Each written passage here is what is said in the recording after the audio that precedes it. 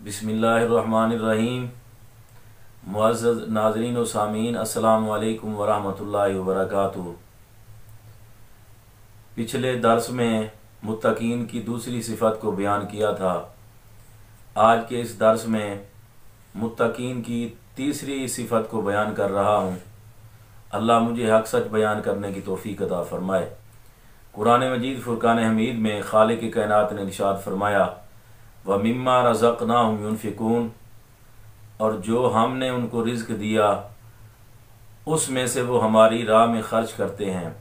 ये मुत्तकीन की तीसरी सिफ़त है कि अल्लाह के दिए हुए रिज़्क़ में से रब की बारगाह में वो ख़र्च करते हैं।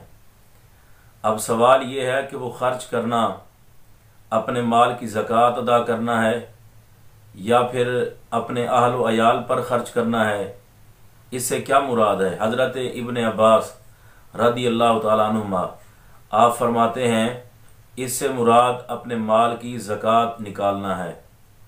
और हज़रत इब्न मसूद रदी अल्लाह तआला अन्हु आप फरमाते हैं कि इससे मुराद अपने अहल व अयाल पर ख़र्च करना है।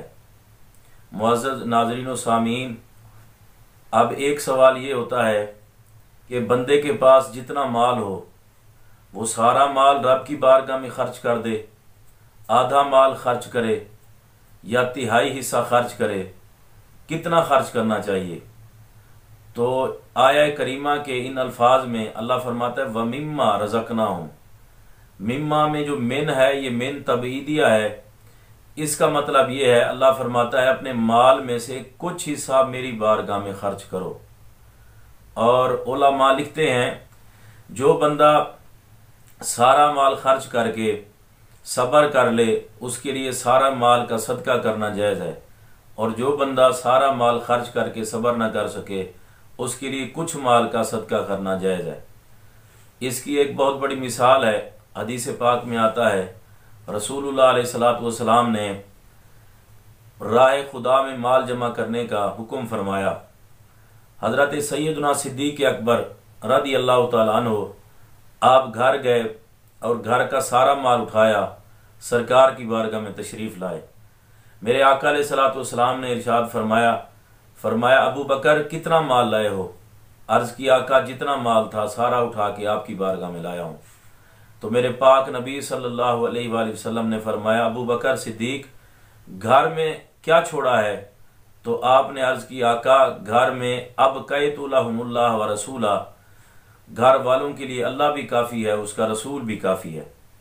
तो हज़रत सैयदना सिद्दीक़ अकबर का ये ख़ासा था कि आपने अल्लाह और उसके रसूल की बारगाह में सब कुछ अपना कुर्बान कर दिया। हज़रत शकीक बिन इब्राहीम बल्खी अपना भेस बदल के हज़रत अब्दुल्ला बिन मुबारक रहमतुल्लाह ताला अलैह के पास आए। तो हज़रत अब्दुल्ला बिन मुबारक ने पूछा कि कहाँ से आए हो। आपने फरमाया, मैं बलख से आया हूँ। तो हज़रत अब्दुल्ला बिन मुबारक ने फरमाया, शकीक बिन इब्राहीम को जानते हो। हज़रत शकीक बिन इब्राहीम जो ख़ुद वहाँ पर भेस बदल के मौजूद थे, उन्होंने कहा, हाँ मैं जानता हूँ। हज़रत अब्दुल्ला बिन मुबारक ने पूछा, वहाँ पर उनके असहाब का क्या तरीका है खर्च करने का, किस तरह से उसके साथी खर्च करते हैं। हज़रत शकीक बिन इब्राहीम ने कहा कि उनका तरीक़ाकार ये है कि अगर उन्हें कुछ ना मिले तो वो सब्र करते हैं, और अगर उन्हें कुछ मिल जाए रब की तरफ से तो वो रब का शुक्र अदा करते हैं। हज़रत अब्दुल्ला बिन मुबारक ने जब ये बात सुनी तो हज़रत अब्दुल्ला बिन मुबारक ने कहा, ये तरीक़ाकार तो हमारे यहाँ रहने वाले कुत्तों का है कि अगर कुछ ना मिले तो सब्र करते हैं और मिल जाए तो शुक्र अदा करते हैं।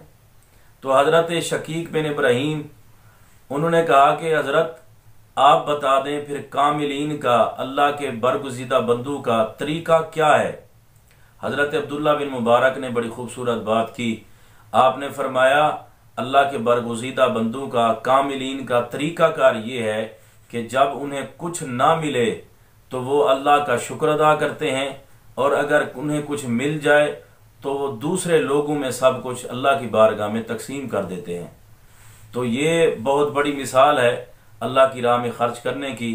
अल्लाह रब्बुल इज़्ज़त की बारगाह में दुआ है कि खालिक़ कायनात हमें कुरान मजीद के इन अल्फाज पर अमल करने की तौफीक अता फरमाए। अल्लाह हम सब को कुरान पाक पढ़ के समझ के उस पर अमल करने की तौफीक अता फरमाए। मेरी और आपकी हाज़िरी को कबूल फरमाए। वमा अलैया इल्लल बलागुल मुबीन। अस्सलामु अलैकुम वरहमतुल्लाहि वबरकातुहू।